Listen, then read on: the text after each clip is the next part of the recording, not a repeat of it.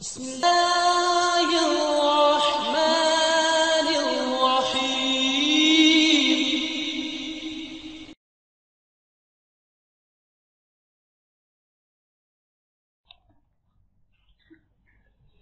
وكفى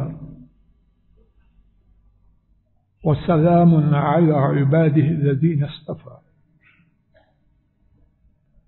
ہماری معاشی بدحالی، اقتصادی بربادی،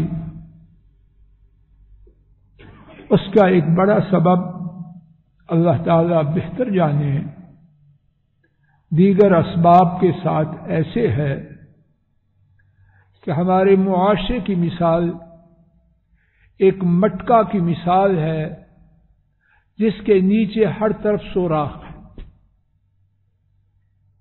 سوراخوں والا مٹکا، اس میں کیا کچھ بھی ڈالیں اس کا نتیجہ کیا ہوگا؟ خالی کا خالی. اور جب ڈالنے کے لیے بھی کچھ نہ ہو یا بہت معمولی ہو تو پھر مٹکا ڈھول بجانے کے ہی کام آئے. انفرادی طور پر، اجتماعی طور پر، سرکاری طور پر، عوامی زندگی میں کہاں ہمارا مٹکا سوراخوں سے بھرپور نہیں. وعظ و نصیحت کرنے والے ہوں، سیاست کے میدان میں، کسی میدان میں، اوپر والے نیچے والے، سوراخ ہی سوراخ. آئیے اس بارے میں کتاب و سنت کی روشنی میں محدود وقت میں چند ایک باتیں ایک ایک کر کے اللہ کی توفیق سے سنیں. شاید اللہ مجھ ناکارے اور آپ سننے والوں کو ہدایت دے. پہلی بات یہ ہے، جو مال میرے اور آپ کے ہاتھ میں ہے وہ میرا اور آپ کا نہیں. وہ مال اللہ مالک الملک کا ہے اور ہم اس میں جانشین ہیں. 27واں پارہ سورہ الحدید آیت کریمہ 7، اللہ تعالی نے فرمایا وَآمِنُوا بِاللَّهِ وَرَسُولِهِ وَأَنفِقُوا مِمَّا جَعَلَكُمْ مُسْتَخْلَفِينَ فِيهِ. اللہ تعالی کے ساتھ اور ان کے رسول کے ساتھ ایمان لاؤ اور خرچ کرو. کس سے؟ جو تمہارے بابا کی جاگیر ہے، جو تمہاری اماں جہیز میں لائی ہے، جو تمہارے نانا کی جاگیر ہے، نہیں. اور اس سے خرچ کرو جس میں اللہ نے تمہیں اپنا جانشین بنایا. اور امام مسلم نے حضرت ابو سعید رضی اللہ تعالی عنہ سے روایت کیا،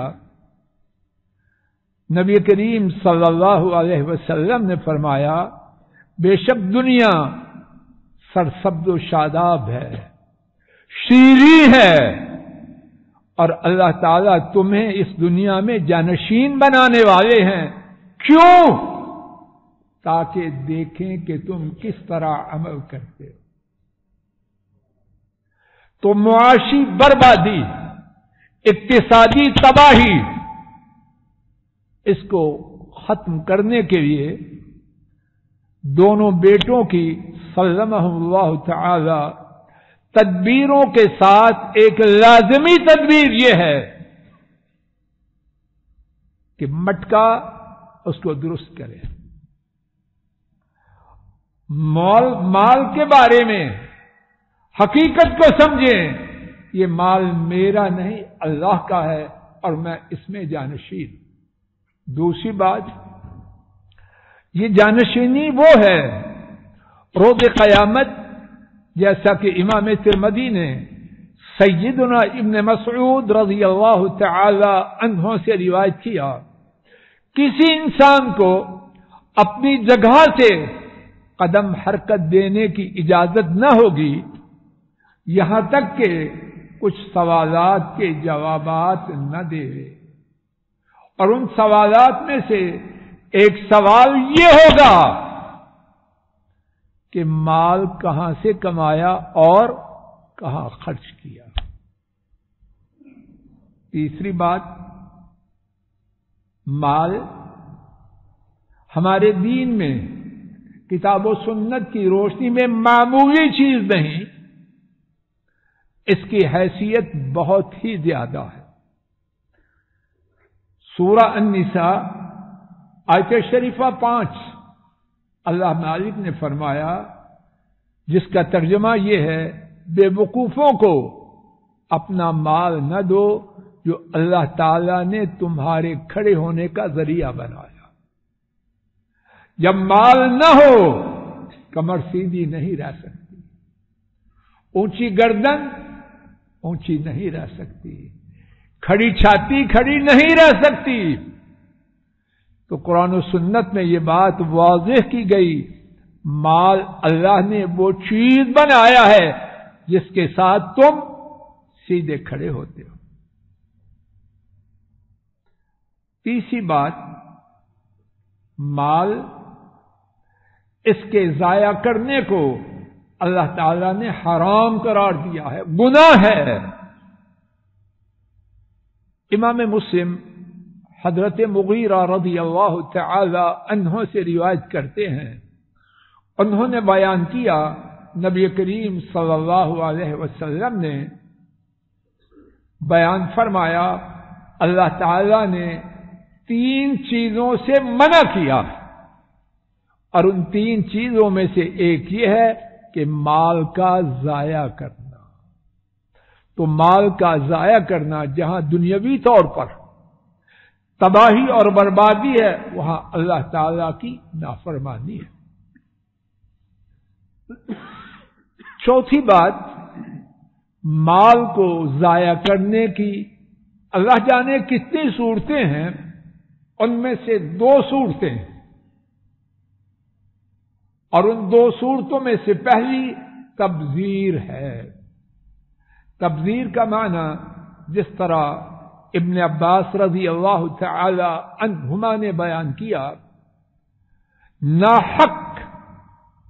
ناحق جگہ میں مال کا خرچ کرنا. کیسے؟ شادی ہے، ناچ اور گانے کی مجلسیں ہیں، اللہ کی نافرمانی کے پروگرام ہیں، گانے والے ہیں، گھر میں اللہ کی نافرمانی کا ساز و سامان ہے. اور اس حوالے سے کتنے لوگ مسلمان اپنے مالوں کو تباہ و برباد کر رہے ہیں. قرآن و سنت میں اس کا کیا حکم ہے؟ سورہ بنی اسرائیل 15واں پارہ آیات 26 اور 27 اللہ مالک نے فرمایا، وَلَا تُبَذِّرْ تَبْذِيرًا، فضول خرچی نہ کر، ان المبذرین کانوا اخوان الشیاطین، بے شک فضول خرچی کرنے والے شیطان کے بھائی ہیں. وَكَانَ الشَّيْطَانُ لِرَبِّهِ كَفُورًا، اور شیطان اپنے رب کا بہت ناشکر گزار ہے. خطبہ جمعہ بھی دے رہا ہے ڈاکٹر صاحب، قاری صاحب، حافظ صاحب، حج بھی ہو رہا ہے، مسجدیں بھی بنا رہے ہیں، لیکن گھروں میں تبذیر دھوم دھام سے کیا جا رہا. جب یہ ہوگا نہ مال رہے گا نہ دین رہے گا. 5ویں بات، مال کی تباہی کی ایک صورت اسراف. اسراف یہ ہے کہ جائز جگہ خرچ کرنا مگر ضرورت سے زیادہ. بات کڑوی ہے اور کڑوی ہی کرنی ہے. کون سا کہنے والا اور کون سا سننے والا، مرد یا عورت، اسراف سے بچا ہے. ہماری الماریوں میں کتنے کپڑے ہیں؟ سب سے سوال ہے، اور سب سے پہلے فضل الہی سے ہے. کاش بیٹا، کتنے کپڑے ایسے ہیں سیزن ختم ہونے کو آ چکا، ابھی ان کپڑوں کی باری نہیں آئی. یہ کیا ہے؟ ماشاء اللہ تبارک الرحمن، شریعت کی بڑی پابندی ہے. شیخ صاحب میں غلط کہہ رہا ہوں؟ جوتے ہیں، یہ شیخ صاحب کے جوتے ہیں، ڈاکٹر صاحب کے جوتے ہیں، یہ دکان ہے جوتوں کی، بوٹ شاپ ہے، باری نہیں آتی. یہ اسراف ہے. اور اسراف کیا ہے؟ ان اللہ لا يحب المسرفین، جو اسراف کرنے والے ہیں اللہ ان سے محبت نہیں کرتا. جب اللہ محبت نہیں کرتا تو ٹھیک ہے، ننیال چلے جاؤ، انٹی کے گھر چلے جاؤ، سسرال چلے جاؤ، تو وہاں کس کی بادشاہی؟ حضرات و خواتین، اللہ کے لیے دوسروں کا ماتم کرنے کی بجائے ہم میں سے ہر ایک اپنی حالت پر غور کرے. کیا وہ اسراف سے خالی ہے؟ ہر آدمی سوچے. ارسلان جی، ہر آدمی سوچے امت کی بربادی، اس میں فضل الہی کا کتنا حصہ ہے، رانا صاحب کا کتنا رول ہے. امت جو برباد ہو رہی ہے اس میں میرا اور آپ کا حصہ ہے. اسراف یہ کہاں کہاں حرام ہے. اگر کوئی شخص، اور یہ نقطہ نمبر 6 ہے، اگر کوئی شخص صدقہ دینے میں اسراف کرے، شریعت میں اس کی اجازت نہیں. میرے ساتھ سورہ الانعام آیت شریفہ 141 دیکھیے. کلوا من ثمرہ اذا اثمر، اس کے درخت سے کھاؤ جب وہ پھل دے.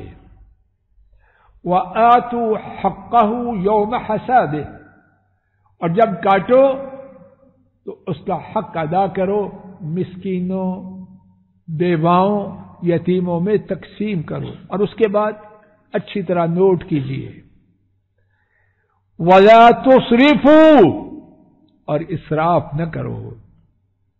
ترجمہ کلاس پڑھا رہا ہے اور باجی پڑھا رہی ہے اور جوڑے پہ جوڑا. یہ کس لیے ترجمہ کلاس؟ کس لیے یہ لیکچر ہیں؟ کس لیے یہ سیمینار ہیں؟ دکانداری ہے سر. اپنے اوپر اپنے دین کو چسپا کریں، انشاءاللہ ہماری خیر ہوگی، امت کی خیر ہوگی، وگرنہ دکانداری.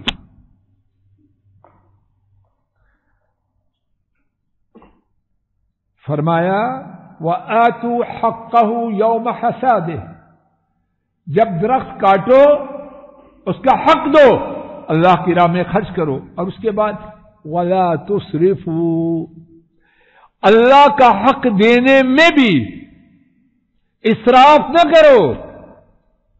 انہ لا يحب المسرفین، بے شک اللہ تعالی اسراف کرنے والوں کو پسند نہیں کرتا. اگر صدقہ و خیرات میں اسراف کرنے کی اجازت نہیں تو فنکشنز کے لیے نئے سے نئے جوڑے خریدنے میں اسراف نہ ہوگا. آئیے اسی بارے میں نمبر 7 ایک واقعہ بھی سنیں. امام بخاری رحمہ اللہ نے حضرت کعب بن مالک رضی اللہ تعالی عنہ سے روایت کیا، اللہ کریم نے ان کی توبہ کو قبول کیا. مشہور قصہ ہے. انہوں نے اس خوشی میں نبی کریم صلی اللہ علیہ وسلم سے عرض کیا، اپنی توبہ کی وجہ سے میں اپنا سارا مال اللہ کی راہ میں خرچ کرتا ہوں. نبی کریم صلی اللہ علیہ وسلم نے اسے پسند نہیں کیا. فرمایا اپنا کچھ مال اپنے پاس محفوظ رکھو، یہ تمہارے لیے بہتر ہے. اگر صدقہ و خیرات کرنے میں اسراف کی اجازت نہیں تو ملبوسات میں، جوتوں میں اور دیگر زیبائش کے ساز و سامان میں اسراف کی اجازت کیوں کر ہوگی؟ نمبر 7، وضو کتنی بڑی عبادت ہے اور کیا شان ہے اس کی. امام ابن ابی شیبہ نے ابو الدرداء رضی اللہ تعالی عنہ سے روایت کیا کہ انہوں نے فرمایا اگر تو نہر کے کنارے ہے، اگر نہر کے کنارے ہے پھر بھی وضو میں اسراف نہ کر. نمبر 8، تبذیر بھی نہیں، اسراف بھی نہیں. کیا پسندیدہ ہے؟ درمیانہ روی، میانہ روی. امام بہقی نے حضرت ابو ہریرہ رضی اللہ تعالی عنہ سے روایت کیا، نبی کریم صلی اللہ علیہ وسلم نے فرمایا 3 باتیں نجات دینے والی ہیں، اور ان 3 میں سے ایک بات یہ ہے والقسط فی الغنا والفقر. تونگری ہے یا فقیری ہے؟ میانہ روی. میانہ روی اس میں نجات ہے، اور اسراف اور تبذیر اس میں تباہی ہے. نمبر 9، سورہ الفرقان آیت شریفہ 67 اللہ تعالی نے رحمان کے بندوں کی صفات کو ذکر کیا، اور ان میں سے ایک صفت یہ ذکر کی والذین اذا انفقوا لم یسرفوا ولم یقتروا وکان بین ذلک قواما. رحمان کے بندے جب خرچ کرتے ہیں تو وہ اسراف نہیں کرتے اور نہ وہ خرچ میں تنگی کرتے ہیں، بلکہ اس کے درمیان سیدھے ہیں. نمبر 10، نبی کریم صلی اللہ علیہ وسلم نے بیان فرمایا کہ نبوت کے اجزاء ہیں. امام ابو داؤد نے حضرت ابن عباس رضی اللہ تعالی عنہما سے روایت کیا، اور یہ 10ویں بات ہے کہ نبوت کے اجزاء میں سے ایک جز میانہ روی ہے. اسراف اللہ کو پسند نہیں، تبذیر شیطان کا بھائی، اور میانہ روی یہ نبوت کے اجزاء میں سے ایک جز ہے. کہاں ہے یہ میانہ؟ کہنے والوں میں، سننے والوں میں اللہ جانے کہاں. 11ویں اور سبق کی آخری بات، اسلامی ریاست میں اسراف اور تبذیر، مٹکے میں سوراخ کرنا صرف واض و نصیحت نہیں، بلکہ اسلامی ریاست مٹکے میں سوراخ کرنے والے کے ہاتھوں کو باندھ دے گی. اس کے تصرفات پر، اس کے ایکشنز پر پابندی آ جائے گی. لیکن کیا کیا جائے؟ اب تو پابندی لگانے والے نہ ان کا حال اچھا ہے، اور جن پر پابندی لگانی ہے نہ ان کا حال اچھا ہے.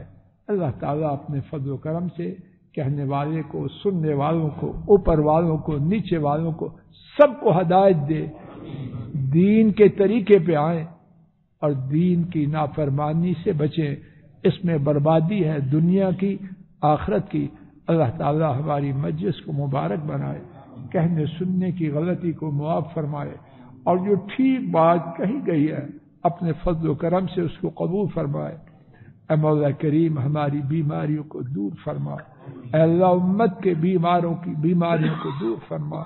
اے اللہ ہماری پریشانیوں کو دور فرما، اے اللہ امت کی پریشانیوں کو دور فرما، اے اللہ ہماری بدحالی ہماری کرتوتوں کی وجہ سے، اے اللہ ہماری بربادی ہماری کرتوتوں کی وجہ سے ہے، اے اللہ ہمیں ہدایت دے، اے اللہ ہماری اصلاح فرما، کہنے والوں کی اصلاح فرما، سننے والوں کی اصلاح فرما، اوپر والوں کی اصلاح فرما، نیچے والوں کی اصلاح فرما، عوام و خاص کی اصلاح فرما، اے اللہ سب کی اصلاح فرما، اے اللہ ہمارے ملک پاک کی خیر فرما، ہمارے ملک پاک کے چپا چپا کی، رائی رائی کی، ذرہ ذرہ کی حفاظت فرما، اے اللہ امت اسلام کی حفاظت فرما، اے اللہ امت کے خیر خواہوں پر نظر کرم فرما، امت کے دشمنوں کو تباہ و برباد فرما، اے اللہ ہمارے والدین ہمارے بزرگ جو حالت اسلام میں فوت ہو چکے ان تمام کے تمام گناہوں کو معاف فرما، اور ہم ناکاروں کو ان کے یہ صدقہ جاریہ بنا، اے اللہ جو زندہ ہیں ان پہ رحم فرما، سب کو دین پہ چلا، اے اللہ ہمارے کنبوں میں دین کا دور دورہ فرما، اے اللہ ہماری اولادوں کو ہماری آنکھوں کی ٹھنڈک بنا، اے اللہ بگڑے ہوں کی اصلاح فرما، رشتوں کے یہ پریشان ماں باپ کو اولاد کے یہ بہترین رشتے عطا فرما، اے اللہ رشتہ داروں کے ستائے ہوں کی مدد فرما اور ظالموں کو ہدایت دے۔ ربنا ظلمنا انفسنا وإن لم تغفر لنا وترحمنا لنكونن من الخاسرين وصلى الله تعالى على خير خلقه وعلى آله وأصحابه وأهل بيته وأتباعه إلى يوم الدين آمين يا رب العالمين۔